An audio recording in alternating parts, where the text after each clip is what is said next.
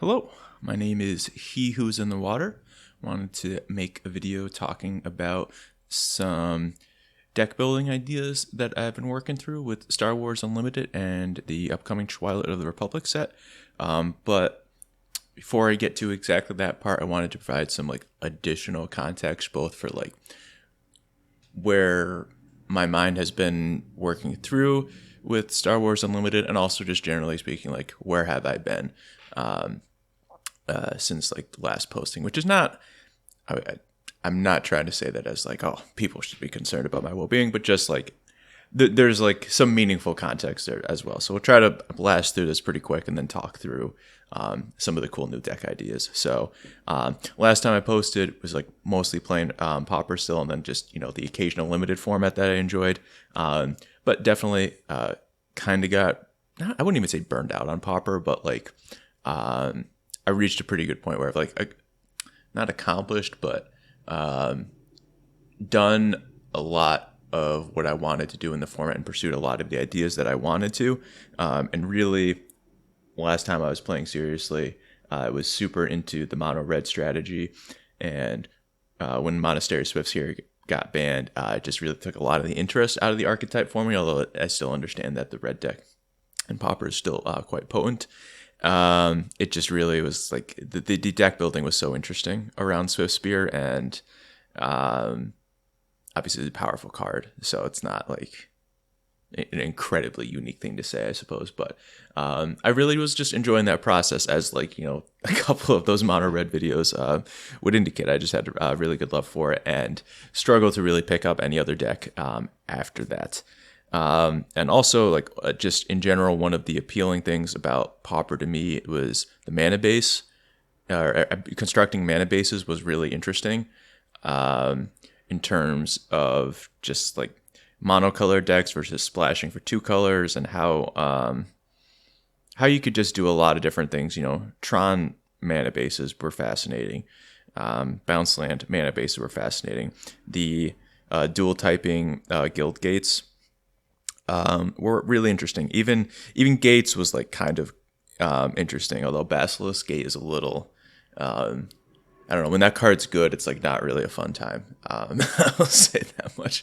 And then when it's bad, it's just really, really bad. So I don't that might be a whole other can of worms. But really, at this point, it's just the artifact land format, and I just do not find those mana bases interesting to work on. I don't enjoy artifact land synergies, really.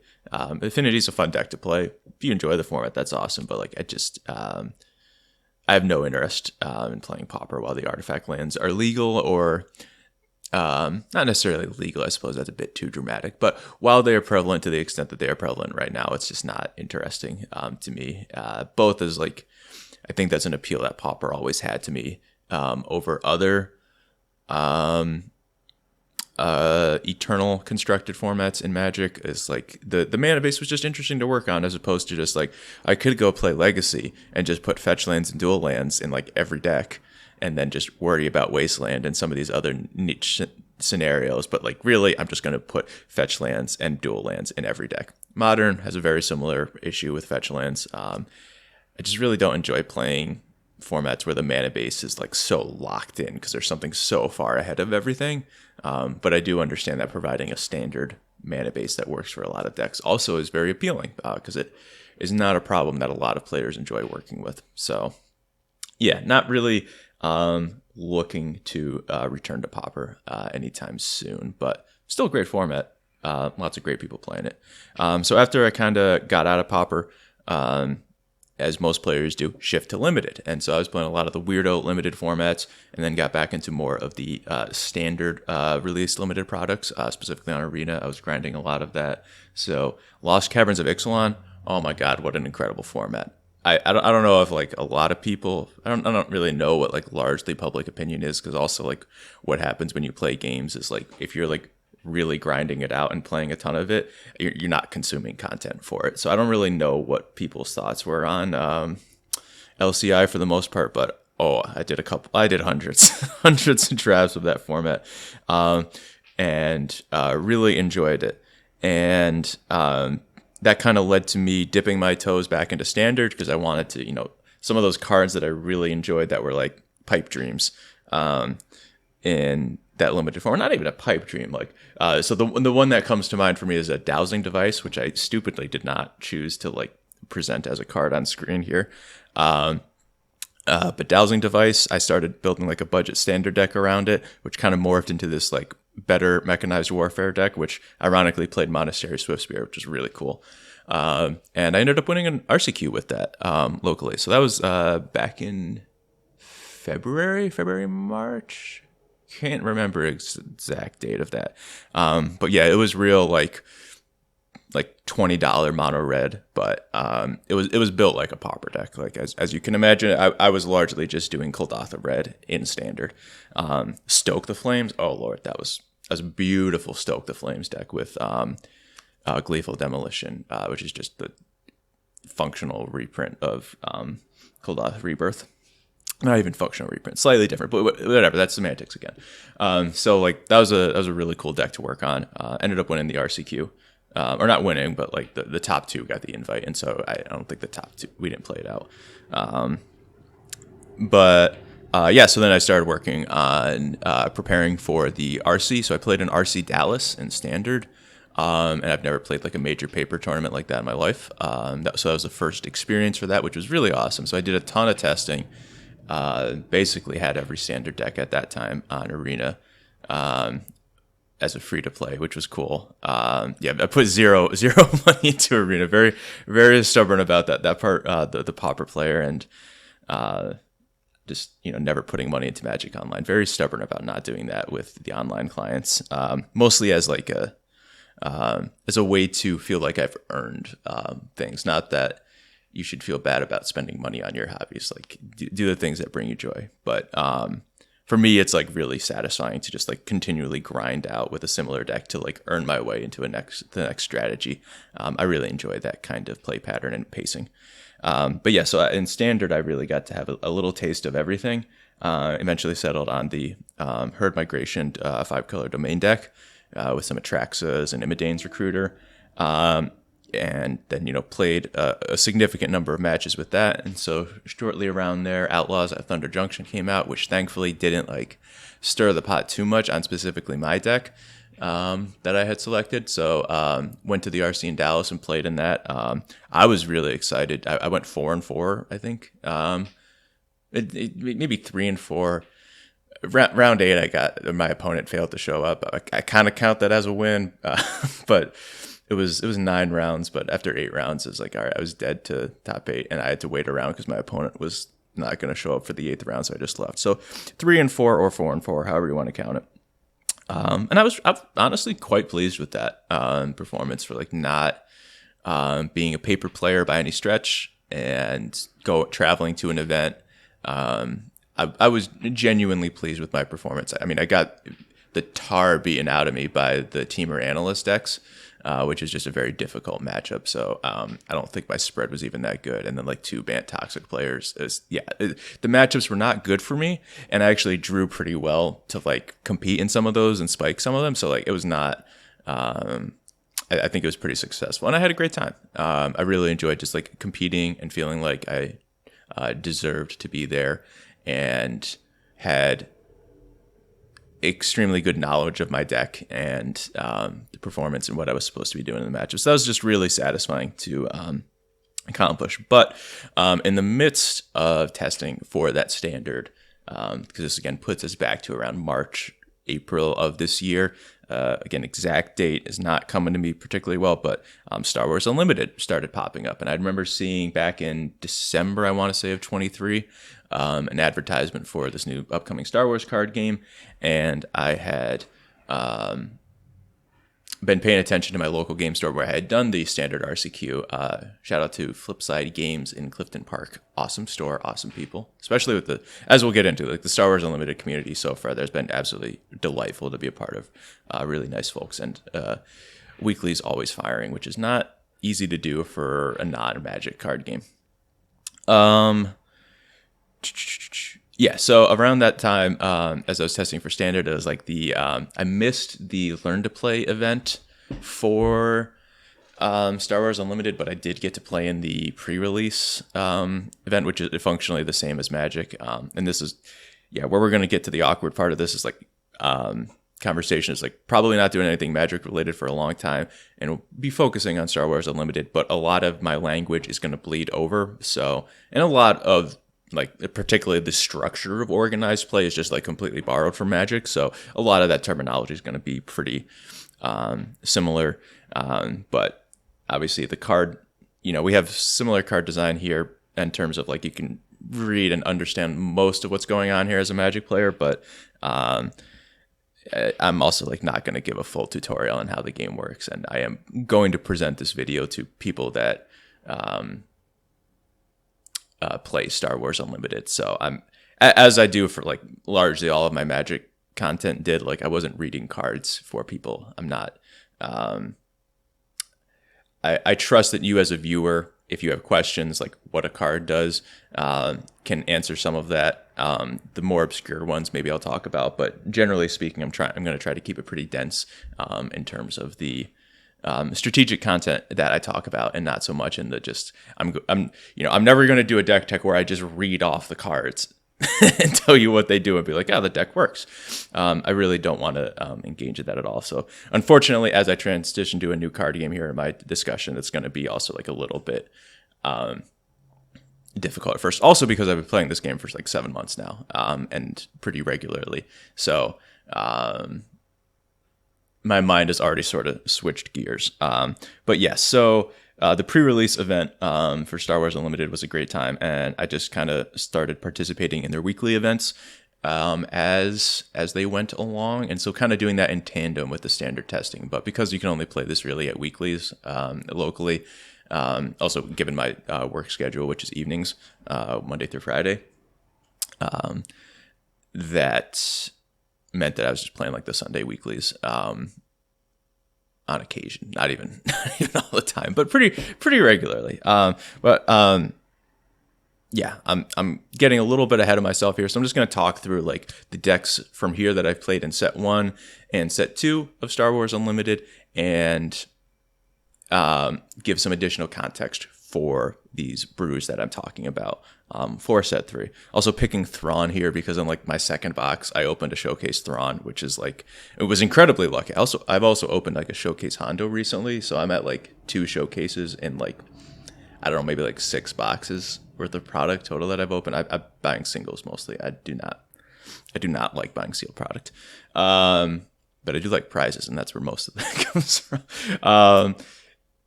Yeah, so like especially when you get like a very fancy card like that, it does certainly capture my interest, and I have a soft spot for Thrawn now, despite being really bad. But it's a card that's captured my imagination a lot so far for deck building, which we'll somewhat get into. So yeah, set 1, Spark of the Rebellion. It is I'll just probably call these by set 1, 2, and 3. It's kind of weird coming from Magic because like that's not really how the community talks about that, but so far like that's kind of how I found that the community talks about them, is set 1, 2, and 3. And certainly for set 1 here, it makes sense because Spark of Rebellion is like an actual card to talk about, and will be in one of the later decks. So yeah, we'll just call it set 1. I don't know. I may change my mind on this later, but it's kind of what we're going with. So started off in this game. I don't have the exact list for it, but like the first week I went to, I had like a terrible mono red Rebels deck.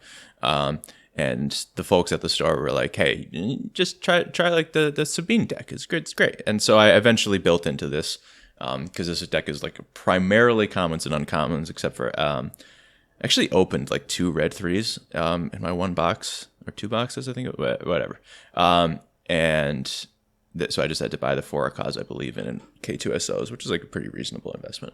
I suppose not the one that I've planned out the best, but it is what it is. So this is it is a good budget deck because a lot of these Rebel synergies exist at low common rarity, so it is a great budget entry point and a good way to like just learn the mechanics of the game. I didn't really want to pick up a control deck right away because there is just a lot to learn about play patterns, and much easier to be learning about the play patterns and specifically how to maintain initiative. This deck is a fantastic way to learn how to care about the initiative.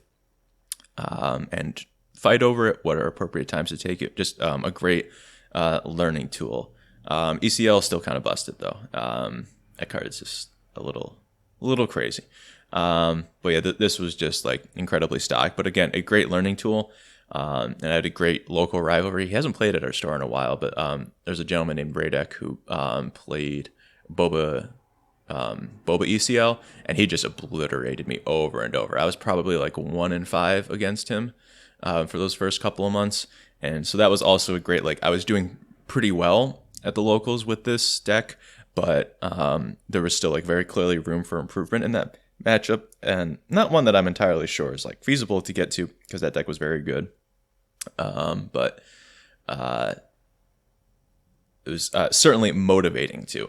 And so that kind of led me to, eventually I did go back and revisit Mono Red Rebels as like I learned more about the metagame. What were some reasonable online resources to access about deck building? I kind of ended up back here. R2D2 plus Tarkin Town was like a pretty interesting combo. And I'd also like, I had opened 3 aggressions, so very much in a Timmy way. I just wanted to play the fancy card that I opened, and this cycle of the aspect named events is just very inviting to build around. And certainly, you know, from my background in Pauper, these more like monocolor strategies are certainly appealing to me as well. So this was really fun. I played this at a store showdown, and I think I made it to top 4. Yeah, because I got 2 Mace Windows out of that. This was a good time. Interested to also in set 3. This has some chance to be revisited because one of the real like low points in this deck is Rebel Pathfinder, and the new Jin Urso is like a pretty great upgrade to that. But then again, like a lot of this top end is just kind of already antiquated by set 3. So like up to this point is like pretty reasonable, but Saw, Aggression, General Dodona, and Guerrilla Attack Pod, you're not putting those cards in your deck anymore, which is okay.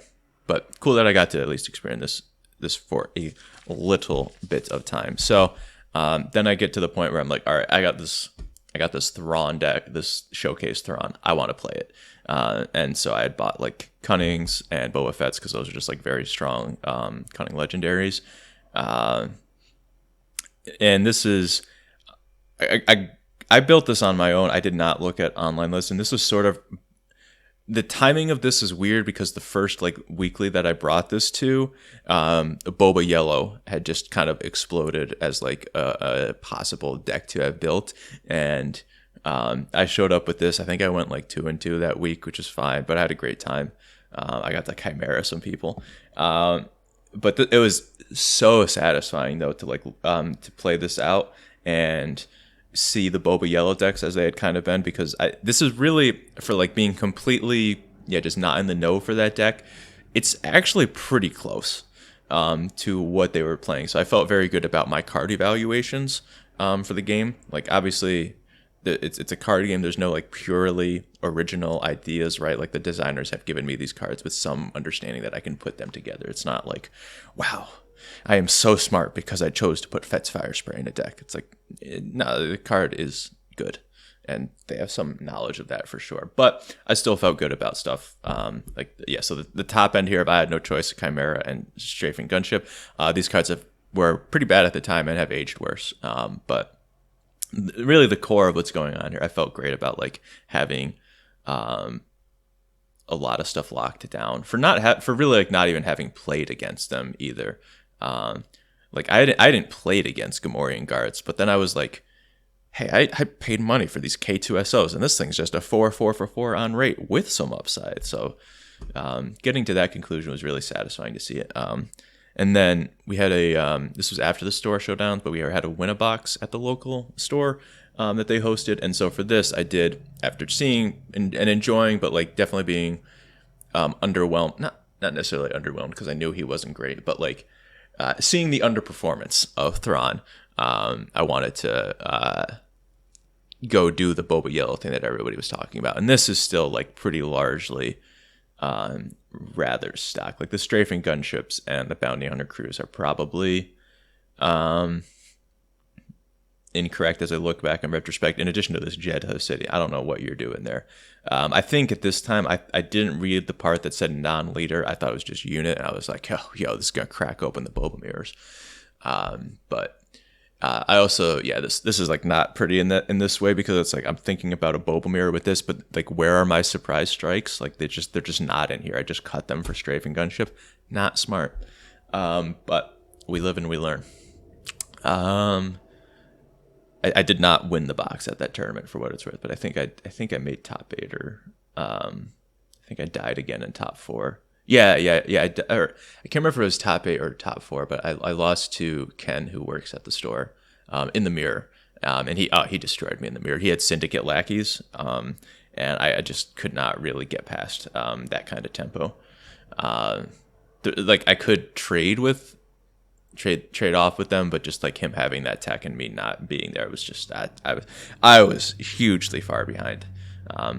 But yeah, and so this at this time, like I largely I'm having so much fun with this deck. Bodhi Rook, Cunning, Cantina Bouncer. I just love that core of cards, and really just enjoy playing with it. And so this becomes my main deck for all of set 2, because that's now where we're heading into set 3. But we get to Shadows of the Galaxy, which is it's a set. It is a set of cards. It's a very weird pairing to do this like as your second set, because it is so parasitic and so divorced from what set 1 is focused on. So like, yeah, and I mean, set 3 is also kind of having a similar problem, where it's like you've got a lot of really interesting designs, but they kind of ask you to play with themselves. But there are still some cool stuff. So one of the cards that I fixated most on, in spoilers, coming from my experience with Sabine ECL, was oddly enough Gray Squadron Y-Wing. I was hyped about this card because I was like, it's, that mono red Rebels deck I'd played as well. It's like, here's another playable space unit, because a lot of the strength of the Rebel strategy was going 2-drop, or figuring out which avenue your opponent was weak to based on just like their leader choice or whatever they do on turn 1. And you go, 2-drop, and then in the arena that they're weaker in, either the space or ground. And so I was really excited for Gray Squadron Y-Wing. It's another 2-drop to pair into curving into Wing Leader or Fleet Lieutenant.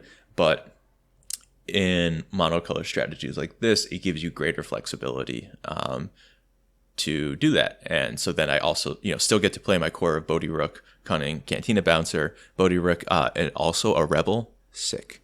Love that. And just some small additional upgrades here, like Hot Shot DL44 Blasters just ended up being one of my favorite cards they've ever made. I love this thing. It's so cool. And I wanted to try a new adventure in this shell as well, because we do have some cool ETBs to use in terms of like Falcon coming back in ready, Bodhi Rook, Cantina Bouncer, and Wing Leader, Fleet Lieutenant. Like there are some like nice ETBs to try and repeat.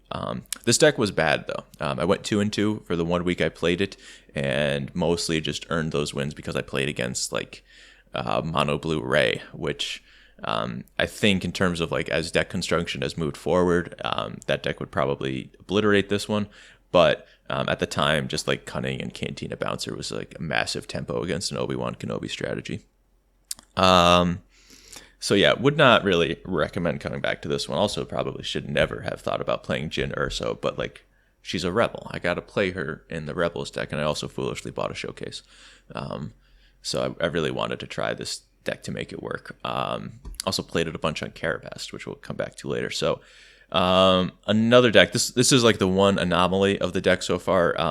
I never have actually played this in paper. I just did it a bit on Carabast, but I felt pretty good about the construction because a cool combination or synergy that was noted at the time of this set coming out was Grand Inquisitor with Clan Challengers being able to set up a ton of damage. And I saw like 2 or 3 deck lists of it, and I did not like them. There were a lot of like basic deck building issues that I had with it. Like half of these lists play Bounty Guild Initiate with like no bounty hunters, and I don't understand it. And there were just a lot of issues in this sort of, we kind of get into like a period of so this is like after I finished up the RC, so I'm focusing around this time mostly on Star Wars or not mostly. I am just focusing purely on Star Wars Unlimited, and so I'm trying to dig into like what information is out there, and just like I played this list on Carabast and was like 90% over like 25 matches, and I watched some content about it, and it was like it was rough. And so at this time, I kind of realized the information that is available on this game is not great. Carabast is not a good way to test your gameplay, because this deck crushed it on there, and I'm playing Grand Inquisitor in a format with Sabine Darksaber. It's just not.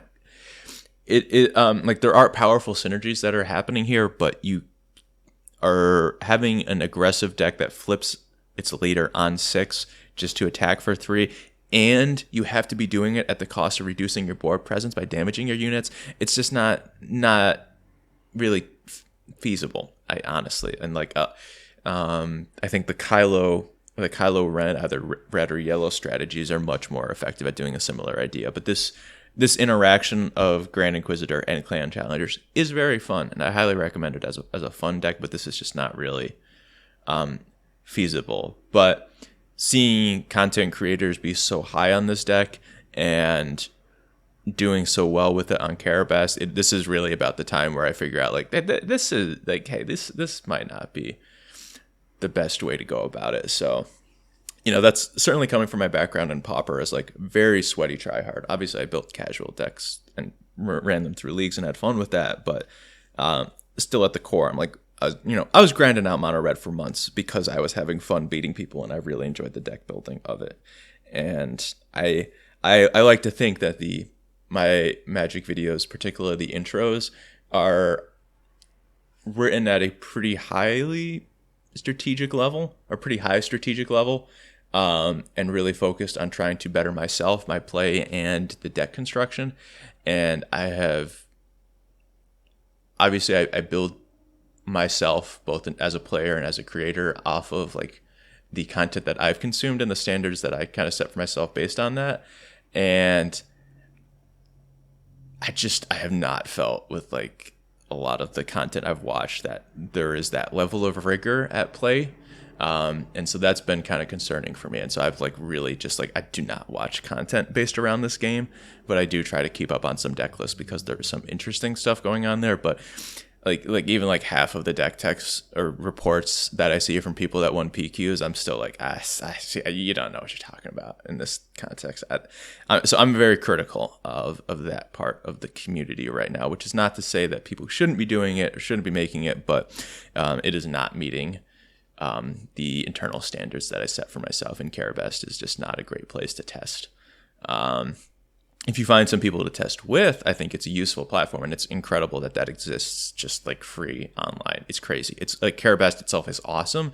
It's just like if you go into random games to try to test for your weekly events and to become a better player, it's like probably not going to get you that far. And there are other avenues that are better. So that was kind of my main takeaway from working on this deck, even though I never built it in paper. Although I think oh no, I don't have tie silencers. That's a big one here, but I think I have everything else here. Probably don't have flamethrowers, whatever. Small aside there. So next up we have like as we end up on like again more of a meta deck here. I didn't play this. I think I played like 2 or 3 weeks of this at weeklies, because then I kind of decided that I wanted to focus on Boba Yellow and prepping for the PQs once those were announced as like high level events. But this was a really, really fun deck. And to come from it, like from Magic the Gathering, is like, this is like a combination like Primeval Titan and Mono Black control deck, which is just, it's really cool. Like, I don't know, Maul and Vader kind of feel like Primeval Titan to me sometimes because of like the sheer like the impact that you have, but you're also just like, so they're just kind of like these huge value Flame Tongue Kavus, and you're just you're just playing these massive units. Your early game isn't that bad, honestly, particularly in this build, I've like really focused on having early interaction. Timely intervention plus mercenary gunship is. I don't think I've seen other people play merc gunship in this strategy, but I think it's really important to just like timely into your opponent's like A-wings or things like that to not get murdered in space really quickly, because you do hold down the ground game pretty well. Yeah, you're just like when the games that you play with this deck where your opponent is like slightly on pace with you, you just get to outscale them so quickly with like, and then bridge the gap with like overwhelming barrage into Devastator is just such a brutal amounts of card advantage and board advantage. The games that you're winning with this, you're just like, oh, I am so smart. I am so much better than my opponent. I am just playing Phyrexian Arena and casting all of my spells using all of my mana every turn, and I am just so much smarter. It's a very satisfying strategy to play. Unfortunately, there's like not a tremendous room for innovation with it, which is I think part of why, or innovation and learning with it. You have to be really strict on your mulligans, depending on the matchup. And I think once you get past that, I wouldn't say the deck plays itself, but there's not as much room for improvement, and the card choices are just kind of like, there's a lot more here that has to be locked in. Like you have to play 3 Ularn, you have to play 3 Resupply, you have to play Super Laser Tech, you have to play Command, you have to play Overwhelming Barrage, you have to play Salacious Crumb. You can, I mean, the numbers on Salacious Crumb is more flexible than the others, and and then like Vader has some like significant deck building restriction that I'm already like kind of pushing my luck on here with only 12 hits, but yeah, so it's a cool deck. I really enjoy it. It does get some new tools in Twilight of the Republic, but I think they're oh yeah, because that's kind of the other one thing here. I'm a big Emperor's Royal Guard hater. Colonel Ularn is a nice official. I did not like Admiral Priet. I did not like whatever the scanning officer is, I think, the other official. I did not like those cards. And I did not find it justified playing Emperor's Royal Guard when I could just play, I don't know, Toro Calican for the same stat line. So you do get new toys with this in Twilight of the Republic, and 2 more good officials in terms of Poggle the Lesser and Mass Amida.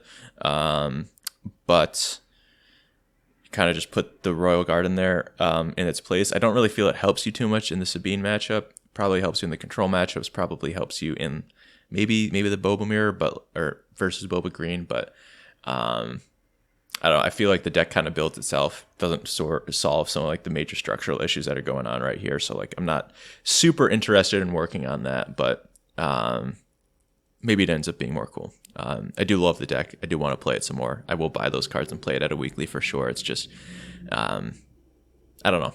Yeah, I'm just saying it out loud. And I'm like, yeah, these cards are going to fit in. You're going to play them, and the deck largely remains the same. And you're just going to keep doing more of the same stuff, just a bit better.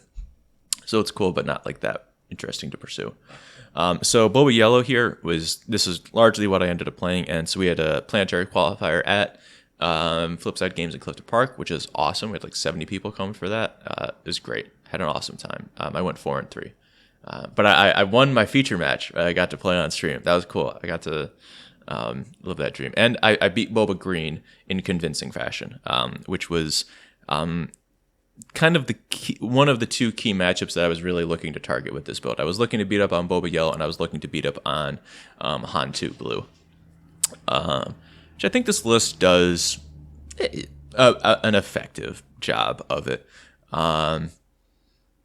Basically, the only key card that I'm missing here from more stock builds is Zuckuss, which, let me tell you, Zuckuss is bad. Do not put Zuckuss in this deck. Don't do it. Maybe in Boba Green, because you've got like more mana advantage, and the 5 is like less crucial there. But Zuckuss in this deck is a pipe dream. I've played 4 mirror matches with this, and I'm 4-0. And every time my opponent plays Zuckuss, it's backbreaking, and they lose because I can't Tina Bouncer. I waylay it, or it's just 1 unit, and they got to clear up the rest of my stuff. And like it's not effective at doing any of that. It's so easy to tap down with cunning. No good to me, dead. it does not affect the board immediately unless you have 4 Lam out. But like if you've got 4 Lam out going into turn 5, then like yeah, you're probably pretty happy with yourself. Like it's not, and like Zuckuss doesn't enable you to do cool stuff on your Boba turn. Like 4 Lam and Cantina Bouncer and Cunning are expensive units to play on the Boba flip turn that lets you access the mana or the lets you ready resources effectively with Boba, because that part of the card is not a given. It's not certain that you will always be able to do that. You do have to make sure your deck is capable of doing that, and putting more fat like Zuckuss in there just keeps you from doing that. What else do I have here in my notes? Yeah, this is the weird part about doing a camera, is like I have a script or like notes that I want to follow, and trying to maintain my visual or my field of vision here is I have room to improve for that for sure. So I also played. So there's the Planetary Qualifier in Clifton Park. I also drove down with a friend of mine to play in a Planetary Qual-Up warm-up that was like a 1.5K in New Jersey, mostly because I wanted to just like go and see another store and just like see some of these events to get more experience playing at a high level. I went 3-2 in that. It was 5 rounds, 3-2. I was 3-1 going into the last round, and then I lost versus Ray Blue, which that was a pretty cool match too, but also one that I got very thoroughly stomped in. Also like a big issue with that this deck faces in its construction right now is it's very weak to Supreme Leader Snoke, which is not like I don't think you're going to construct this main deck, at least for set 2, in a way that's like not weak to Snoke. But what is bad about my list here is that I don't have like any real way to clear it once it's in play. So I think there needs to be like Fell the Dragons here in some context. But what that does bring me to is kind of, at least for right now, with most of my deck construction, there are 3 pillars that I'm trying to think about beating, and that is a Sabine with a Darksaber, Boba Fett on the flip turn, and Snoke. Because as like a mid-range or aggro deck, you need to be able to like interact with those things. And so very consciously in the main deck here, we have, No Good to Me Dead, Boba Fett's Armor, Surprise Strike, Cunning. These are cards that like let you interact with the Boba Fett flip turn very effectively. Bodhi Rook also is crucial here for the Boba mirrors and trying to strip away armors, or they're No Good to Me Deads. So this main deck and sideboard is like very thoughtfully constructed for Boba. Sabine, less so. I think, and that is more just a structural issue of Boba Yellow, is that the Sabine matchup is not amazing. It's acceptable. But like, them putting a Darksaber on Sabine, you really need to be like No Good to Me Dead or Cunning, or trying to strip it with Bodhi Rook, but you really don't want to be playing Bodhi Rook in the matchup. Like the 3/3 doesn't matter, and they do not have a ton of non-unit cards. In the sideboard, we do have some like interest, like Shoot First and more No Good to Me Dead and Relentless Pursuit are nice for the Sabine matchup, but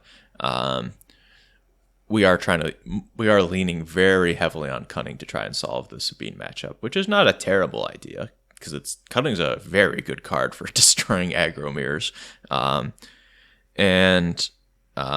then Snoke being kind of the other pillar that I think you really need to prepare for with your aggro strategy, because it's not like Super Laser Blast where you can play around it in terms of like how you sequence the games. I think Snoke demands that your deck building meet a certain level, and that's something that I failed to do here. You can meet up with Entrenched and Avenger and Super Laser Blast in terms of how you play your game out, but like Snoke really demands that you have some tools prepared for him. Snoke is also less dominant than those other 2 strategies that they're talking about, Boba and Sabine, so to the extent to which you may need to build your deck with him in mind is more up in the air, but I'm not sure. And this also may just be like rose-colored glass, or like getting too focused on my results, because I got beat up by Snoke, but things like Bazine, Natal, which I specifically wanted to register for Luke Skywalker, and then didn't play against Luke Skywalker all event. Kind of didn't pan out. So there's a lot of room for improvement here, but this is kind of the deck that I'm focusing on moving forward. There are like 3 cards that I'm interested in this for Twilight of the Republic, and that's the Unit Palpatine, Rush Clovis, and On the Doorstep, which are all 4 drops that I'm looking to kind of improve on the 4-Lam slot and then maybe improve on the Toro Calican slot. Lurking TIE Phantom is a very powerful card. I definitely want to keep that in like the 60 altogether, but I'm not sure if this is a main deck card or a sideboard card, depending on how the meta shakes out for set 2. Similar to Cloud Rider. I'd love to improve the Cloud Rider slot, but I'm not sure what will be best there. Also, I want to improve the Mercenary Gunship slot, but that's seems unlikely that we're going to get a space unit with 3 power for 2 resources and cunning for a hot minute. So you got to learn the Mercenary Gunship sub game pretty soon if you want to play this deck, and it's a really fun sub game, and it's really, really hard. So like, practice it. please practice it. Play against yourself. It's just a great tool to work on it.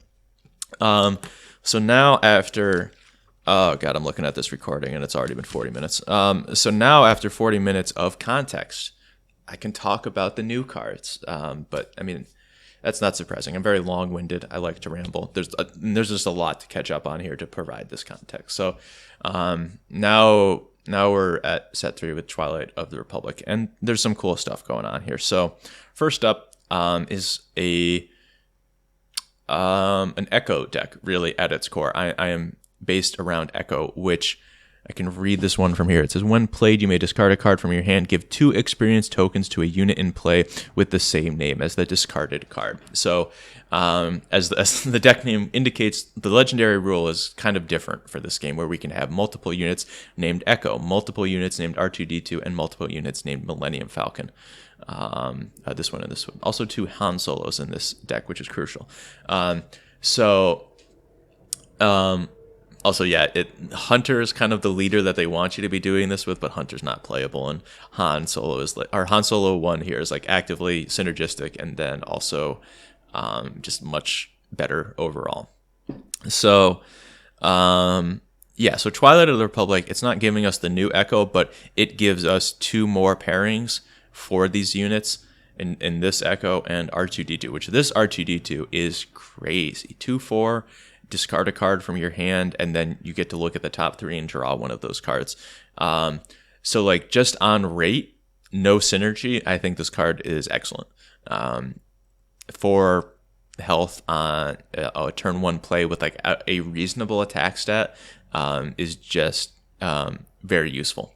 And on top of that, the graveyard or the discard pile, I'm going to call it graveyard. We all are. The synergies are something that we are actively interested in here, with the Marauder being a similar card, or a card that asks for similar deck building restrictions to Echo, very flavorfully, as I understand.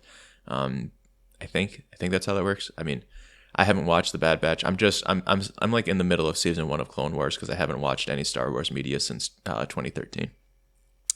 So I have a lot to catch up on, but I understand these cards are thematically connected. The designers want you to play them together, and so they have very similar restrictions there.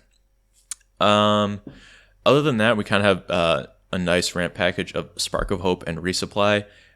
Spark of Hope, I believe, interacts with Han Solo, where if you defeat a resource with Han Solo, you are defeating that at the beginning of the action phase, and when that unit goes to the graveyard, you can Spark of Hope it. So it's sort of awkward, because it kind of keeps your resources locked down for 2 turns, but you can relatively efficiently accelerate your resources and on like the middle turns of the game. This is also a really awesome Greedo deck, because discarding units for Marauder, even if you don't flip into a non-unit card with the McClunky ability, is going to be pretty great. So other synergies that we've got packed in here is this kind of, our 3-drop slot was a little bit lacking, but it seems that we can very reasonably slot in the Tech DJ combo here. And I think that's going to be helpful to interact with like other resupply strategies and pretty good on bridging the gap here. The Falcons are a little bit awkward. Again, the strategies, like, I do have some reservations here about like cards like Spark of Hope interacting with Han Solo. Like, Han Solo gives you the resource now and then takes it away later. But I'm playing these cards that like kind of want to just accelerate forward, and then Falcon is also very taxing on your resources.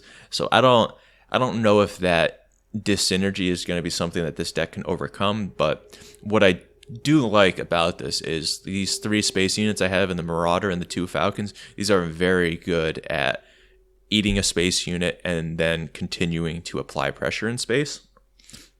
So I think you are going to have some, despite being kind of a dorky mid-range deck, I think you are going to have like a pretty good game at keeping down a Sabine green or a Sabine yellow list in the air, which I think is an important space, or is an important role for this deck to occupy, and can also similarly be against like the Boba Green strategy. Is you're going to hit relatively hard in space quickly and be able to apply pressure that they're going to struggle to keep down, except for Fire Spray. And Fire Spray is probably uniquely, maybe not uniquely, but like is going to be a problem for this deck, but hopefully one that we can manage. The top end here, Han Solo is like kind of, I mean, it's a good card to ambush in for sure, but it is definitely more so that we can flip Han Solo, play Echo, and discard it to beef up our leader, which in some matchups is just going to be really nice because that'll have it be more protected from removal that does not target leader specifically. But it's also just going to be a fine card to hit.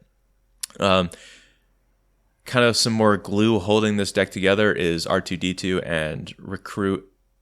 Are cheap ways to smooth out the top of our draws, and U-Wing is also a way that we can access this card Echo that we put a lot of work into, but also kind of just piece together any other particular combos that we may need to. And yeah, so I'm interested in this deck. It does play a lot of powerful cards. The synergy of Echo is questionable. I'm really not terribly certain about ECL in this strategy because basically Echo is our only great ECL target. I believe the way Falcon interacts with Ambush is different than how Fire Spray works with ECL. So you don't get to ambush and then ready this unit. It's just gonna come to play in Ambush, which is basically what it does anyway. So at the cost of more action economy. So the 25 health here may be a significant liability. But also, I think Echo and Reinforcement Walker here at top end do offer some significant restore that maybe we can offset that. I would not be opposed to a 30 health base here. There is one other pairing of unique units that I was interested in trying in this, and that's Enfys Nest. So we have the 6-drop Enfys from set 2. Which is like basically a syndicate lackeys that decreases the power of units that you ambush into. So it wants you to ambush a lot of things. So I wonder if that synergy is strong enough to play around with Energy Conversion Lab. And the 7-drop Enfys just seems like a pretty good card on rate. However, I didn't feel...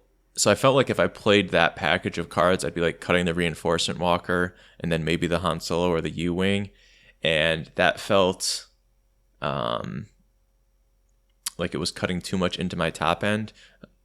So I don't really want to do that at this time, but it's possible that maybe the 7-drop Enfys just ends up being such a crazy tempo card that that's better than Reinforcement Walker.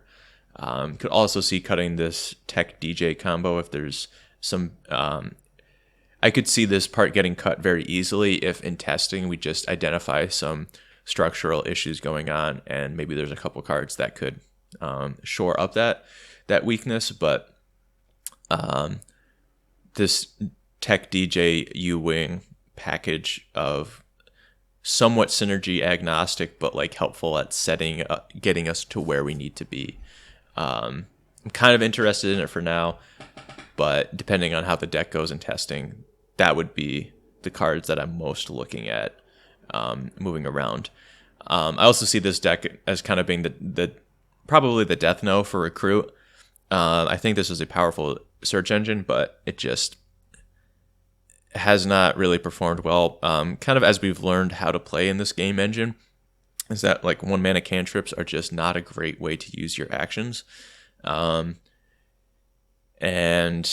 one of the strengths of this deck, I would say, is that like you are a synergistic deck that is going to be efficient on action economy. Like if you're able to draw it, like, you know, set up with R2D2, find your matching piece for Echo, and then play Echo, and then get a massive board advantage from that. You're able to do that while still retaining the initiative, which is going to be pretty powerful. Using cards like Recruit instead are going to be a bit more difficult because it takes up so much time out of your turn to not affect the board. I think the synergies here are enough that I really want to try playing it out, but another one that I could see, if it's not good in this deck, I doubt I'll ever register it again. I guess is kind of the core point of what I'm getting at here. And I think that's basically everything that I've talked about here. Surprise Strike is just here as another way to enable trades, because we are playing some dorky creatures like R2D2, so being able to help him trade up and just push damage. Surprise Strike just kind of feels like the lightning bolt of this game to me. Like it's just good. If you have units in play, there's going to come a time when you're like, oh, this card's sick, and it's going to push a lot of extra damage. So I'm interested in having it for now. I guess the one other point to talk about ACL is that having sideboard Sundari Peacekeeper, it's another pretty strong one to access. And I'm already looking at this list, and there's the Spark of Rebellion that I was talking about before. But in a creature-focused deck like this, that really should just be Unit Kira. Unit Kira has really impressed me, just as like piecing your curve together and having good disruption. I think she's awesome. So I would probably play Kira over that. I might even be interested in main deck Kira if some of these other synergy supporters fall apart. I think Kira could be a really great one to hold the curve together. Might even be better than like Ewing or Recruit. I don't know. Food for thought there, but I think this Echo deck does have some interesting legs. So I'm excited to play it. I doubt this one's going to be like a tier 1 deck or anything, but I do think I'll be able to put some wins up with it, and it's satisfying to be able to meet Echo's deck requirement. So we're going to move on to the next one now. Next up, we have Bounty Storm. So this is a deck that's I built. Actually, yesterday I went and played this at a local weekly. We didn't have a ton of people, so it was only 3 rounds, but I played it just with these set 1 or some other cards in place of the set 3 cards. And I went 2-1 and like beat Boba Green, so I was actually like somewhat impressed with it. More than I thought I would be, but I'm getting ahead of myself. So what's going on here? So the card that is, I guess we are most built around here is a Vanguard Ace.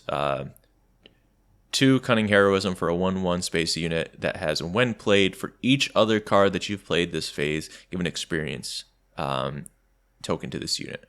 So it's basically a Storm payoff.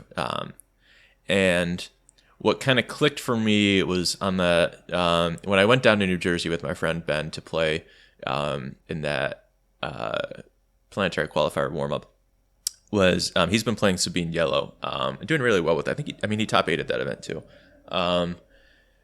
And one of the cards that's been really performing well for him is Bamboozle, kind of similar to where I've talked about the 3 pillars of that you want your interaction to be tailored towards. Bamboozle is a really good card for that because it stops the Sabine Darksaber shenanigans and it stops the Boba flip turn at a relatively low cost, potentially 0 cost if you have enough cards that you're willing to throw away for the tempo. So it's very powerful. However, it has some really weird text on it where it says you exhaust the unit and return each upgrade on it to its owner's hand. So the part that clicked in my head was like, what if I put all of these 0 cost bounties, I put them on a unit, and then I bamboozle the unit. I get to draw all of these 0 cost again, play them all again, and then have a massive storm count from that. And that's kind of where I started going with this deck, as like using those 0 cost bounties and bamboozle as this massive draw engine to build a huge Vanguard ace.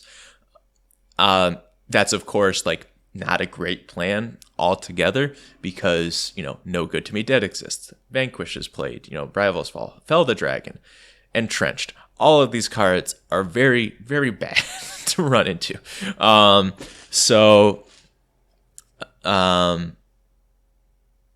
That's kind of a weird point to bring up as I think about it, because I've basically done nothing to solve those issues. But those are kind of the main problems we have with a deck like this. But in short, that is what we are looking to do. Is we are looking to take one turn, play a lot of bounties on a unit, remove that unit, and then collect all of those bounties.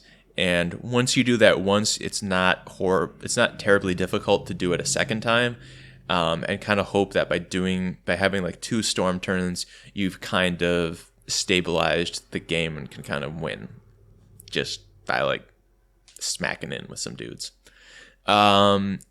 So Wanted is kind of the most important card in the deck. By generating resources for 0 mana, it is Dark Ritual. We take 0 and we go to 2. And it requires some setup, but like it's a very powerful effect to have access to, and enables most of the unfair things that you're doing. So generally speaking, when you're bounty posting, you're going to be trying to draw the bounty, and you are either looking for mana with Wanted, or you're looking for cards with Enticing Reward. These other 3 cards are largely irreplaceable. I mean, Virtue Ward you're just kind of always going to play because it's a 1 mana bounty. Top Target is pretty helpful for keeping us alive, and Public Enemy is also... Public Enemy's actually been kind of bad. I had to put shield tokens on opposing units, which sucked. But yeah, so the ways that we are setting up also are Grief Karga. This is the way. I was playing set 1 R2D2 in the list. I'm very excited to upgrade this to set 3 RG2 because... not only does this offer similar card selection, it helps you trigger Razor Crest, which lets you redraw a unit or an upgrade. And that is kind of a cool trick that we can do to help stabilize in the early turns is playing one of these 0 or 1 cost bounties on a unit, then using Finn's ability to destroy it, give it a shield token so we can kind of... finagle things in the early turns, stabilize it, and then play Razor Crest, get that card back so that we still have the critical density of upgrades for when we want to storm off. Yoda has been like the really surprising like setup unit that's been just awesome. In earlier builds, I was playing Ezra Bridger because I was like, I want to draw cards. I want to, be scrying more. But Yoda does this a lot more effectively because the restore, or it's not too difficult for opponents to understand that we're playing a high synergy deck here. We're playing Finn Yellow. This is not a combination that you see. So they know something weird is going on. So when they see Yoda, they're like, and I mean, not just see it, but like that's how it works as a game piece is like, it has restore too. So like if you just let the Yoda sit there, I'm going to be able to heal up a lot of damage and just... prolong the game, get it to a state where presumably then I get enough time to get my synergies together, and that's dangerous for my opponents. They do actively want to kill it, and when they kill it, drawing the card immediately, it ends up being like 3 mana Revitalize, where it's like gain a bunch of life, draw a card. And it's more flexible than that because if they're not killing it, you are just gaining life and peppering in for a little bit of damage, helping to manage the board. So it is, I think, a very crucial card. This is the Way is another huge setup card for it. It has in bold text, search for up to 2 Mandalorian cards, but it also says and or upgrade cards, and we are really looking for upgrades here. So we have 16, so 5 bounties plus 1 shadowed intentions. I played Hot Shot when it was just, or Hot Shot Blaster when it was just set 2. And so I think that's I think Shadowed Intentions is just going to be a cleaner way. I think you have a lot of ways to access this card pretty quickly, and is going to help preserve like a huge Vanguard ace if you make it in, at the cost of some other resources. This is the ways we have 16 upgrades to find, and then 6 Mandalorian units here. So we're at 22, which is 44% on a card that is looking for 25% hit rate. So I feel pretty good about this ratio. Grief Karga, I feel less good about that ratio because we have 16 hits, so that's 32% for a card that wants a little bit more. It wants 25%. It's the other way around. It wants 20%, but we're only at 32% there. I feel less good about that because when you search a smaller proportion, it is more likely to miss even if you hit the requirement of the deck building requirement. This is the way searching 8 cards, you less frequently find that low end of just bricking altogether. I think Grief is just more likely to brick because of that smaller window to search for. It's a card that I would like to try and move away from, but I'm not sure what a better option is right now. But I'm certainly open to ideas on that one. And I do appreciate that there's cards like the new R2D2, which offers some synergy agnostic deck smoothing. Maybe if we get another tool like that, then we could get Grief Karga out of the deck. I also, so to circle back when I talked about this being a Bamboozle deck in its earliest iterations, I was playing Quill, the 2-drop 2/3 and Vigilance Heroic with Restore 1, and when it attacks you discard the top card of your deck, and if it does share an aspect with your base, you draw it.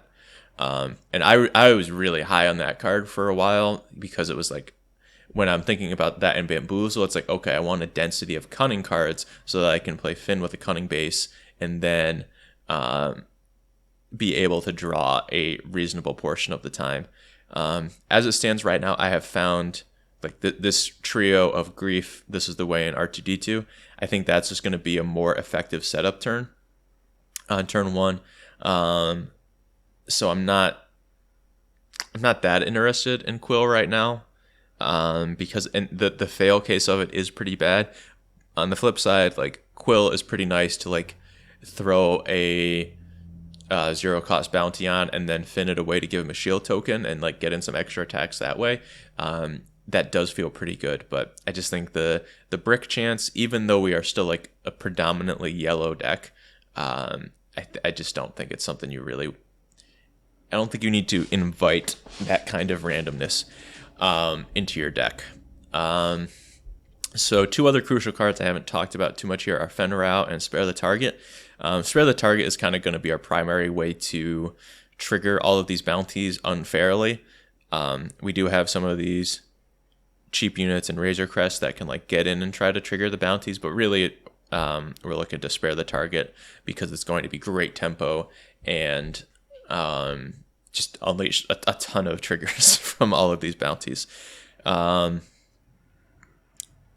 Unfortunately, this is Spare the Target and Vanguard Ace have the key issue of not being, or they're the cards that we're really interested in drawing a lot of the time, but we don't have great ways to search for them. So we're just kind of like forcing our way there with like Yoda draws, R2D2. I'm really excited about to try to do that with greater ease to find these 2 cards. I'm not sure if there are other efficient search engines that can access these cards. One card that like specifically finds Spare the Target relatively well from the new set is Aid from the Innocent, which is 5 resources. You look at the top 10 and you pick 2 heroism non-unit cards and you discard them, and you could play them this turn, and they cost up to 2 less. I think that card is bad. It is very good at searching your library deeply, but you have to play those cards that turn, which is something that This Is the Way does not require of you. You can play them whenever you want, and they only cost 2 less. So you are losing resources in the exchange. You are getting paying 5 to get 4 resources worth out of cards. And I think after play testing this more, I really just don't want Aid from the Innocent, because I have been really impressed in this shell. We draw a lot of cards. We see a lot of our deck. There are multiple times where I've been doing cantripping decisions where I know what's in the bottom 20 cards of my deck, and so that lets me make informed decisions about what's in the top 15 or so cards of my deck, and play pretty aggressively with some tutors that, or like specifically This Is the Way and Grief Card. You can make some pretty aggressive decisions that way, digging for things like Wanted. So Aid from the Innocent is resource negative, and I don't think the depth of searching that it offers is as unique an effect as it might seem up front. I think this right now doesn't look like it does a crazy amount of searching, but it really does. You get a lot of setup to do. So another card to talk about here was Fen Rao. Strapping. So Fen is really kind of Fen and Finn are kind of the pairing that really keep me interested in blue for this time. Although Razor Crest and Yoda are both incredible cards for doing card advantage and keeping you alive to get to the crucial game. So like I am like pretty invested in this being a blue-yellow deck at this time. I think you could move away from Finn, but I have liked him the most of what I've tested so far. But specifically with Fen, that synergy is great because coming down on 6, you can put a 1-cost bounty on him for free, and then maybe another one of these 0-cost bounties, and being able to just kill a unit, give a unit -4/-4 is really powerful. And then you can use the Fen abilities to like take the bounties off of Fen and give him or her. I don't know Fen Rao's gender identity. I haven't watched enough of the shows. I'm so far removed from a lot of this lore.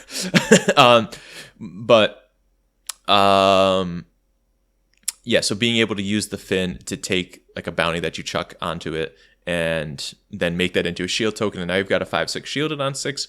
It's okay. I'm not going to tell you like, wow, this is backbreaking, but like it's pretty good.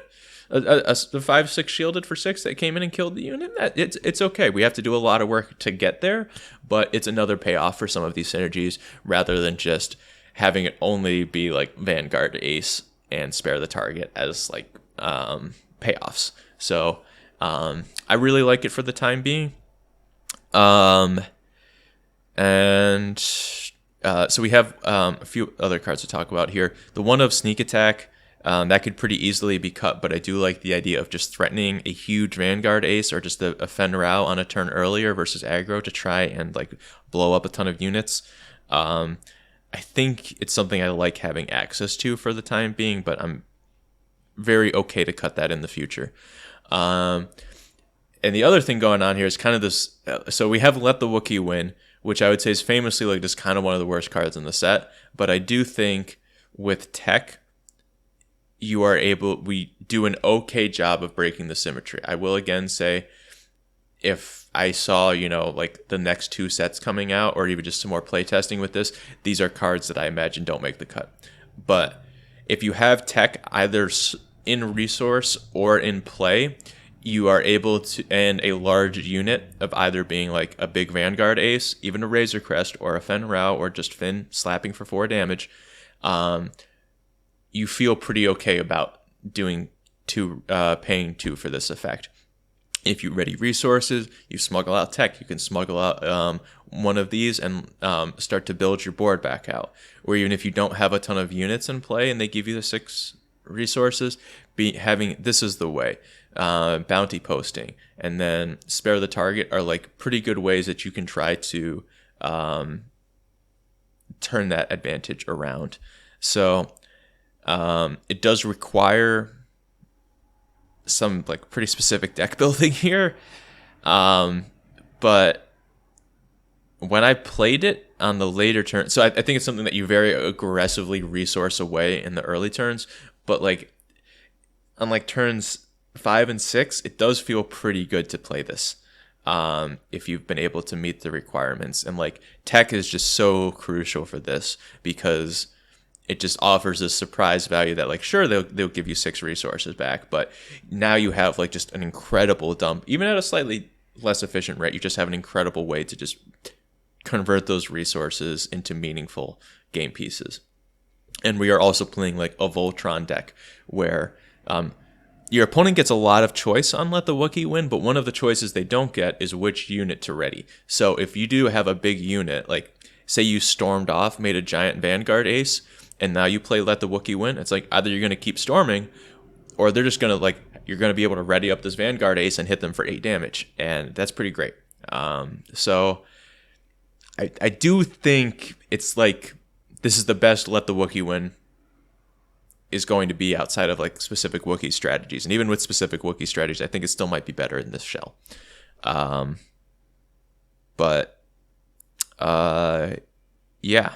I think that's kind of all I got to say on this particular deck. I do think you can build this with a different leader. I don't think Finn is essential here, but I do think Finn plays very well with Fenn. So, if you switch out Finn, you probably want to pursue something else in this slot. And at this time, I don't really know what that kind of payoff would be. Maybe it would just be good cards instead of this synergy pile. But I'm not too sure at this time. But again, this is like not again. I'm not sure I touched on this point before, but like this is just where I'm at with this, and I'm one person working on this deck in the back of my mind. So I'm sure if other people think about it, there's like a lot of other folks are smart in different ways, so, and smarter than me in a lot of ways. So you can maybe, and that is kind of the hope for this video, is not that I am telling you this is the best version of the deck, this is how it should be built, and I will not accept anything else. It's, you know, like this, these are just some ideas that I have, and I haven't seen people talk about this. I haven't seen people approach it with the kind of rigor that I like to. So, I hope that this at least spurs some conversation, or maybe at the very least just gets the gears in your head turning, being like, oh, hey, that's pretty cool. So, yeah, that's Bounty Storm. I want to come back to this, but I've also I went 2-1 at the weekly, and so there's also part of me that's like, I cannot get better than that. This is a shell that's unlikely to do better. But I did get to start in match 1, game 1. I got to storm off and make a 9/9 Vanguard ace and a 10/10 Vanguard ace on like turn 6. It was crazy. After like interacting with the board earlier on, it was really cool. So the deck can do some crazy stuff, but it's also like I'm just putting Grief Karga in a deck. I'm just putting Spare the Target in my deck. Like these are weaker cards for sure. So I'm putting Let the Wookiee in. Yeah, so there are just a lot of problems, but like trying to set up some of these synergies could be interesting. The one thing one slight addendum I will say, there is an interesting part of Star Wars Unlimited is just the way that the turns play out. Your opponent has access to a lot of the same information that you do, especially with like a lot of the way that these tutors work, and this is the way in bounty posting. So like, it's not too difficult for your opponent to figure out what you're trying to do. And the one strength I did feel is that like, even if they knew some of what I was doing, it was not the easiest for them to just be like, oh, I'm going to do this instead and blow out your entire game plan. It was still that like putting in a Razor Crest for value, putting in tech and Let the Wookiee win is a lot of card advantage. A big Vanguard ace is problematic. Fenral clearing like half the board away on entry is pretty good. So some of that did not feel like it was easiest for my opponents to play around, even if they wanted to. So that was somewhat rewarding, I guess. But I've spent way too long talking about this deck. It's kind of my baby now. But let's move on to the next one, which is also going to be a lot to talk about, because this is Chancellor Palpatine, which is like easily the most hyped leader from this set. Not close. Probably not the most playable, but he is fascinating to think about. And this here is kind of, I don't know, it feels like a cop-out, but it also feels like a really fun way to build the deck. So there's kind of 2 layers of synergy that we're going for here. The first is, okay, Chancellor Palpatine wants us to have heroic units early on. What are some good synergies to do with heroic units is the Rebels package. So just going 2-drop Rebel into 3-drop Fleet Lieutenant or Wing Leader and see where that takes us. And a really cool card to play in an aggro deck would be Overwhelming Barrage, because this card's crazy.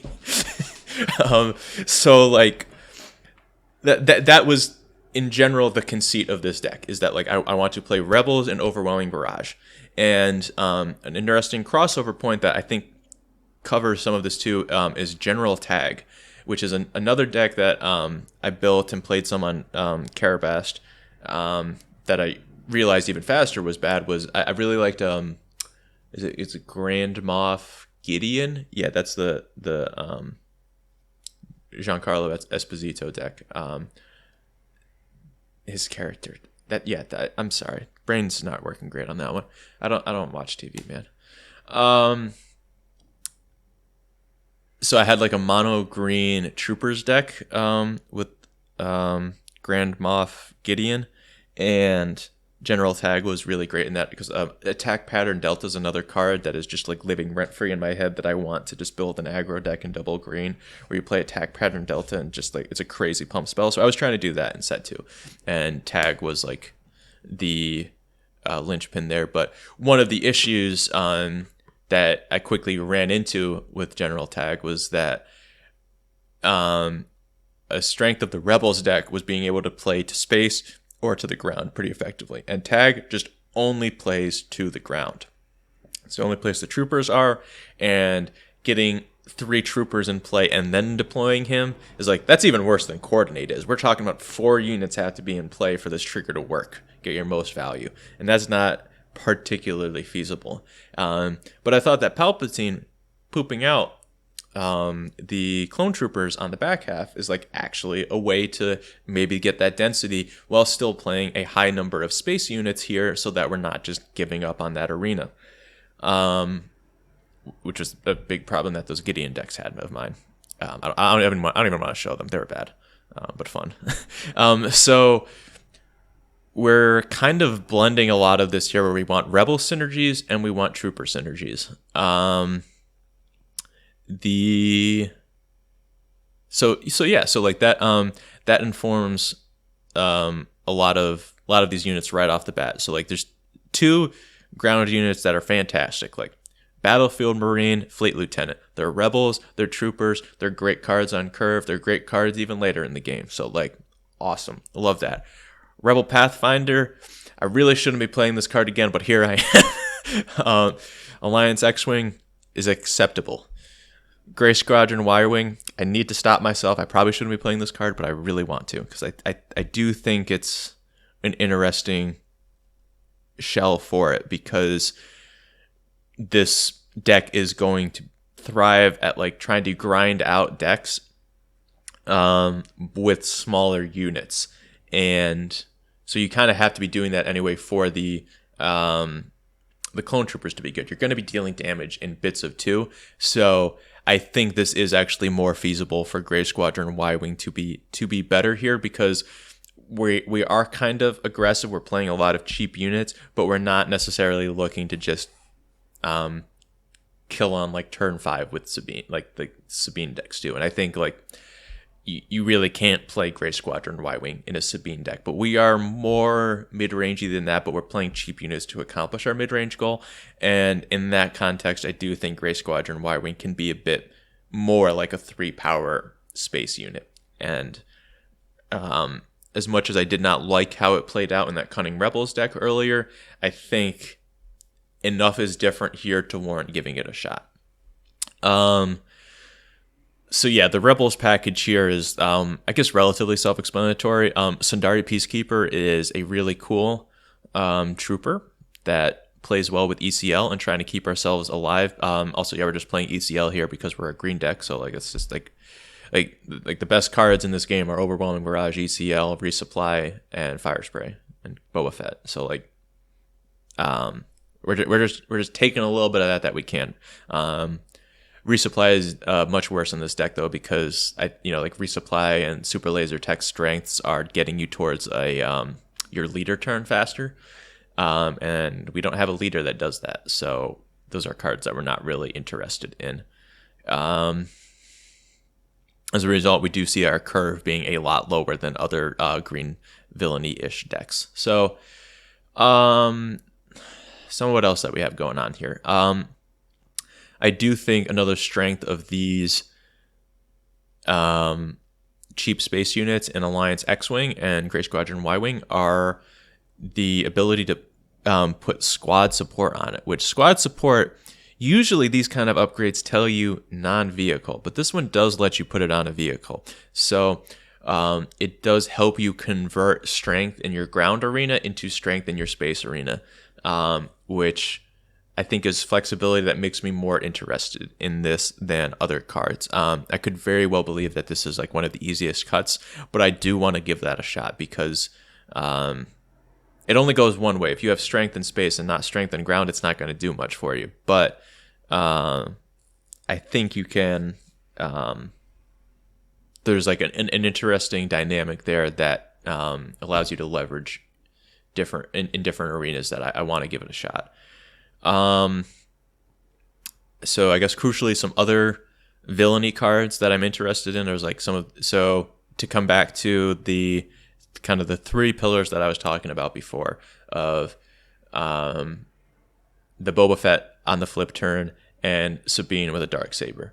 Good cards to interact with that. No Good to Me Dead is a fantastic card to interact with that. And, as I kind of maybe glossed over before, is like one of the reasons to be playing Boba Yellow is you're extremely good at leveraging that card.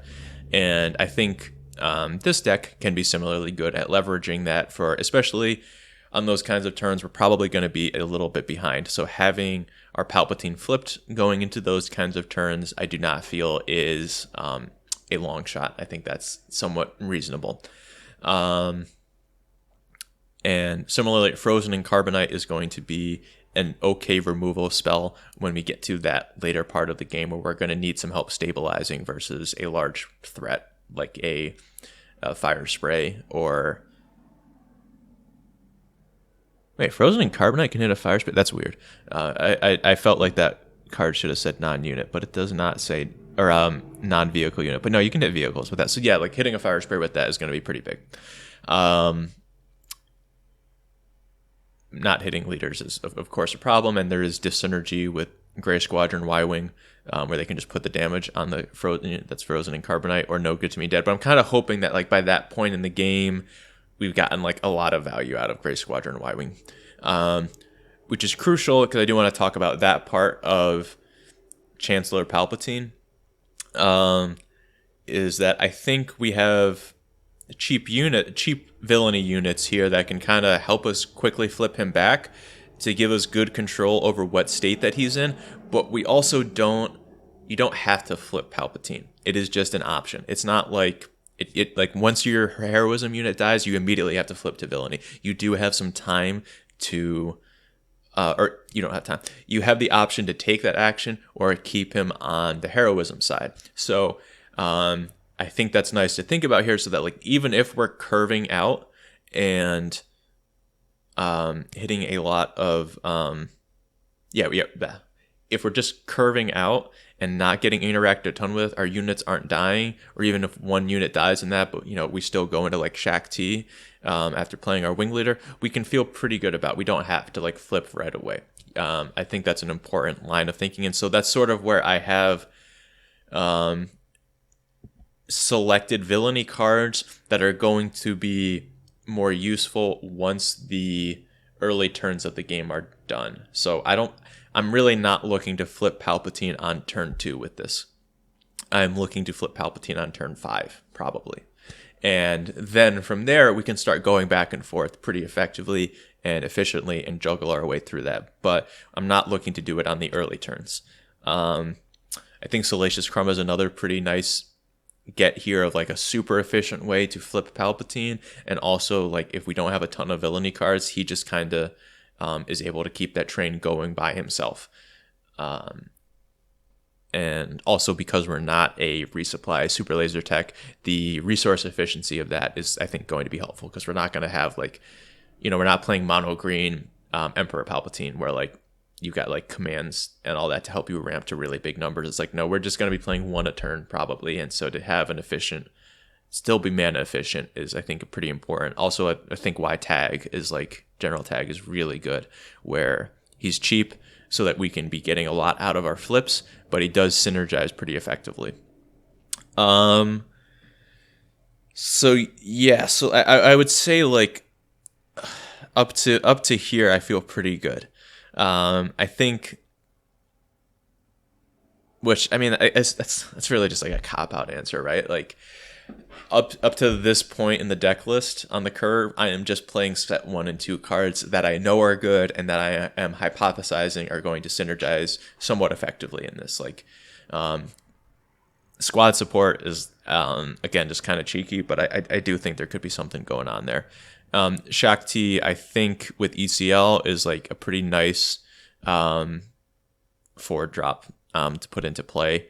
I think that's just going to be like fine in this deck. I kind of doubt that she's going to be that bad. Just like the rate that you get from her, just like ECL and like, okay, here's 6 power for 4, or like 6, or here's a 5/6 for 4 resources, distributed weirdly because she's probably not surviving. But if she does survive, then it's like pretty great that you get like this mini red 3 effect in our deck with the capacity to produce a lot of tokens through Palpatine.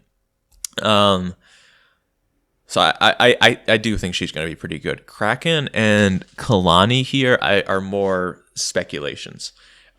These are ECL targets in villainy, so cards that I'm anticipating wanting to be more for the late game, but also kind of because like the rebels, you don't really have to ECL the rebels for them to be good. That's also part of this dynamic. So I'm kind of hoping to just play these like turns 1 through 3 or 4 with Palpatine not being flipped, and then have him flip and start to like interact with the opposing leader at that time with either OB or No Good to Me Dead or a big General Tag, and then we start flipping back and forth. But also just like maybe we get to turn 5 or turn 4 or 5 and play Kraken or Kalani respectively, and trying to ECL those in for good value. So Kraken is a little slow, but like the on attack trigger, I do think offers enough here that we're going to be difficult for our opponents to manage. Kalani is very good on rate if we have the initiative and slam him in with ECL. I do think we'll have the ability to have those kind of smaller units in play to pick up his buffs, but I am somewhat skeptical on both of these cards. But that's really going to be a testing ground for these two. Are these worthwhile ECL targets?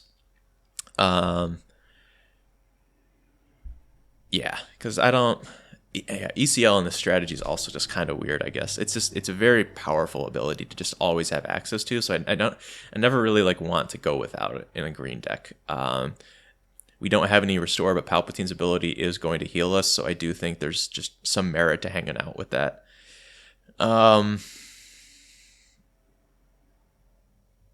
Yeah.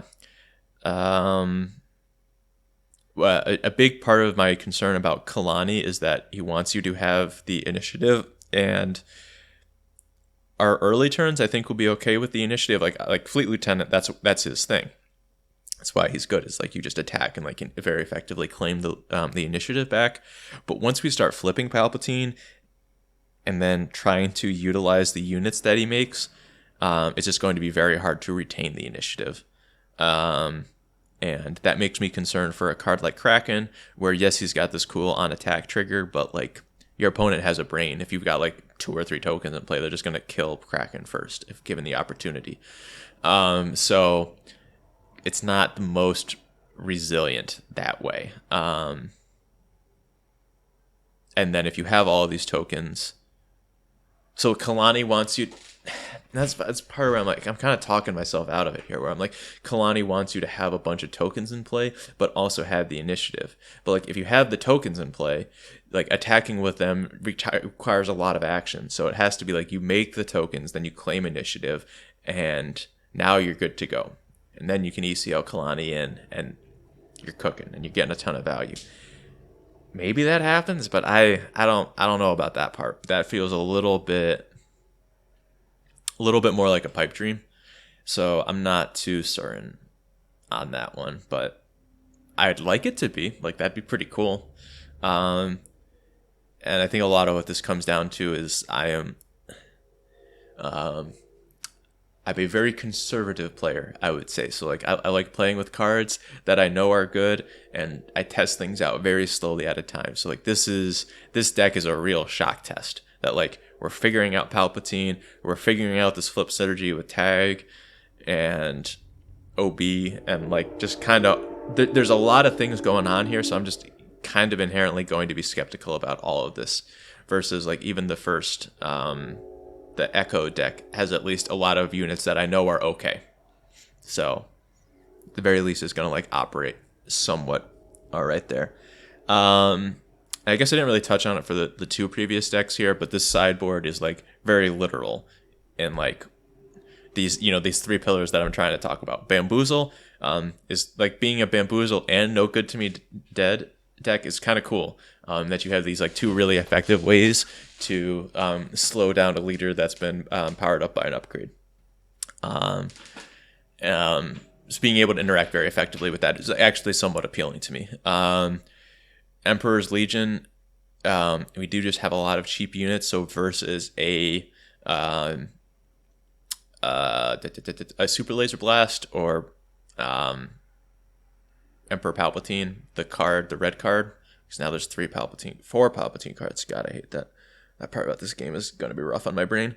But the red villainy Palpatine Wrath thing, like, which has been played a lot or maybe not a lot. Locally, I get hit by that from Bosk Blue somewhat frequently. Emperor's Legion is like a kind of cool way, like if you have, so like your heroism units get defeated, you flip to the backside, you play Emperor's Legion, you draw them all back, you flip, or I guess you can't flip again. No, because you can only flip once a turn, because even when it flips, it remains exhausted. So you kind of have to start without. Okay, never mind. Emperor's Legion is bad now that I've vocalized it. That's not going to be good in this deck, but I thought like that would work out. It's also got Emperor in the name. Like it was kind of. I thought maybe that was like a thing that would work out better. Never mind. Don't play that. Play that one. This isn't here. Don't worry about it. Bamboozle's cool. And these are 4 spells to kill Snoke because oh my god, this deck cannot beat a Snoke. It cannot. But I don't want to play anything for it either. Like I don't want to main deck these cards just for Snoke. That doesn't feel right either. Just gonna hope they don't have it, I guess. And I think we are like the Rebel synergies, and then Shakti on the tokens, and Kalani and Kraken on the Palp tokens are like. I think we can get like this is not a deck that's looking to play till turn 12. Like we are looking to wrap things up relatively quickly. We are going to be a mid-range deck, kind of a mid-range tokens deck. But like. I think we got some enough pressure there to not be worried about like playing till that we have to worry about our opponent seeing Snoke every game. But they are going to draw it and it's going to kill us for sure. So I don't know. But this I'm pretty happy with this deck. Like I don't know if this is going to win any games, but just as like proof of concept, this is a list. Like right here, right now, aside from those Emperor's Legions, I am extremely comfortable taking this to week 1 of Twilight of the Republic Constructed. Like, it's not going to be... I have not broken it by any stretch, but like this, I am going to learn about how these new cards play. I'm going to learn about how Palpatine flips function. I'm going to learn about Kraken and Kalani. And I'm going to learn if this general tag thing has like any legs to it whatsoever. So I do really like this deck for that reason, that like it's not perfect, but it's gonna do something, and like the games with it are gonna be interesting and informative to me, just like developing a better understanding of this game engine and how these cards work. So I am very, very pleased with it in that respect. But yeah, viewer discretion is advised. This might not win you any games, but it's and also I will say, like, there's been like cool ideas I've seen floating around with Palpatine, but like all the Palp lists I've seen are like Palp Blue, like control decks. And I do think he's like interesting as a control leader to try and well, especially because like heroism control gets some better tools, like with Hello There, like that's like kind of a card that you'd be interested in playing with this, but it just like the flip conditions are much more difficult to meet if you're playing a slow reactive deck. So I feel like this, at least you have like reasonable control over that, and yeah, just not something I've seen done. So that's why I wanted to talk about it today. So yeah, that's been like an hour and a half. That's a long time. But I appreciate you watching this. So like, yeah, been a while. Appreciate you coming back if you were here. But yeah, I am probably going to be like focusing on Star Wars Unlimited content for the foreseeable future. I really enjoyed participating in the Planetary Qualifier. It sounds like those were massively successful events, so they're going to be doing more of those. And as they do more of those, that's really just what I need as a player, is like I need something to fixate on and like a long-term goal to work towards. And improving decks to be able to play at these is just that's a really great goal, and like that's something that I can get behind and be motivated to work on a day-to-day basis towards. So yeah, but I'd love to hear what you think about these decks. I'm sure there's like cards that I missed in all of these, because I am a human and I got plenty of room for error, but I would love to hear what you think about them as well. I do have some other video ideas to do for this future. I have a pauper cube that's like on the table over here. It's like actually like in progress. I'm doing a draft right now with myself, which is very sociopathic but also extremely fun. Highly recommend it. If you have a cube or anything like that, just do a draft with yourself and just do like all 8 players. It's so much fun. But yeah, so I would like to do a video on that, because there's like some just interesting roadblocks I've already hit on like cube creation for this, which is like a really interesting thing to carry over from Magic the Gathering. And yeah, there's a lot to talk about there, and again, I don't see anybody talking about it, which is not a dig towards anybody. It's just like that's a whole new field that I want to talk about. And I you know, I've got some notes already going on a sheet of paper around here, so it's like I have a lot to talk about there just before set 3 even comes into the conversation. So I want to do something with that. I'm also a very avid music listener, so it's a weird thing to say, I guess, but I have plans for a video to kind of just like sum up my year in music and what I've been listening to. So I am interested in doing that, kind of putting that out there now just as a somewhat hold myself accountable to try and get that done. And I also have a computer that I need to build. I have the parts for it, and I just haven't gotten around to it because I've been like lazy and procrastinating on that one. So a lot of that is to say I don't know exactly when I would post again in terms of this content, but I am interested in doing more Star Wars Unlimited content. I don't really have a setup to like do top down on a table. I mean, I guess this table is like not actually bad to do that with, but I don't have like the camera or lighting setup to do that appropriately, or necessarily the microphone. And I'm also just a tiny little goblin that likes to play video games by myself. So I don't really want to talk with other people. Like I just talked for an hour and 40 minutes nonstop with a lot of information to dump. So it's like I don't really want to. This channel is like a really great outlet for me, so I don't want to share that with somebody else necessarily, because I'm just going to want to talk over them and just like go through everything that I have here. So like I don't really want to work regularly with other people on like most of my content. I just kind of want to do it by myself, and so tabletop stuff doesn't really work great to that end, although like the play testing I've done with myself has been very successful in making me a better player. So I don't know if maybe that could be worth showing. So we may do something like that at some point. Yes. So to that end of like, I like to play by myself and think about things by myself. The online clients, or Carabast is a really useful online client. I don't really want to show gameplay from it at this time. It's just not competitive enough for me to feel like I can make meaningful conversation out of it. Or not conversation, meaningful discussion out of it towards my, like, very clearly I have a goal of like playing well and doing well at these planetary qualifiers. Not necessarily winning, I'm so on that, but like I want to do well. And Carabast thus far is not really an effective tool. I could work with like people individually and like set up private matches on Carabast, but like a big part of what makes Magic Online content great is like the random stuff that you run into leagues. Like sometimes you run into like the best players in the world, and other times you run into mono red pirates, and like that randomness brings a lot of joy. And so I guess I'm looking for an online client that does the similar thing while having some prizes to play for.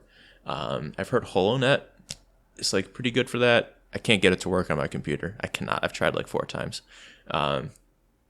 So I got to do some troubleshooting there if I want to pursue that. But like, I'm going to figure some stuff out because I do want to have like strategic content, but I also don't know if I can do like hour and 40-minute videos like this all the time and have, good stuff to say. It takes a long time to like do the research, so to speak, to have this dense a video for this amount of time. So, I don't know. Maybe I just have to change the nature of my content from how I was doing with Magic, and that's probably the realistic answer there too. It's just like, I'm not going to be able to do the same format of like, hey, let me talk about a deck for 30 minutes, and now let me play 5 matches with it. That format probably is not going to work for this, but it's what I like doing. So, I don't know. I'm gonna have to figure some stuff out there. Very much interested in criticism there, thoughts there, because the game's still very new. There's a lot of room to explore here, and how to do content around it and figuring out what's best for me. So we'll see, and hopefully can stick around next time for that. But like, if not, totally get it. Like if you were subscribed to this channel originally for the Magic content, and now you're like, this isn't gonna appear, I'm absolutely not at all offended if you unfollow or whatever. Like, this is not your thing. Like, it's totally get it. I'm not taking that personally, but I do also like it's also important to me not to like make a new channel just because now my interest is slightly different. I don't know, like continuity is important to me. So I'm gonna continue doing that here. So yeah. Thanks for watching though. I'll see you next time. I got cameras over here. Hi. Goodbye.